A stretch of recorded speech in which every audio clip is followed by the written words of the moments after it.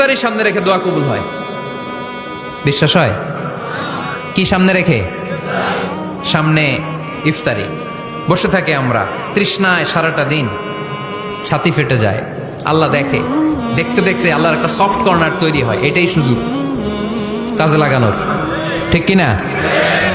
মুমিন যোগ্য যে কোপ মারে, সময় মতো কাজ করে, ঠিক কিনা? আল্লাহ তখন ফেরেশতাদেরকে জিজ্ঞেস করে, এই ঘটনা কি? খায় না যে? খায় না কেন? আল্লাহ রোজা রাখছে। এগুলো কি? রোয়াবজা, পেঁয়াজ, আলুর চপ, বেগুনি, মুরগির রান। খায় না। খায় না কেন? ওরা যে ক্ষুধার্ত। আল্লাহ আপনার ভয়ে। তাই কি চায়? আল্লাহ আপনার কাছে ক্ষমা চায়।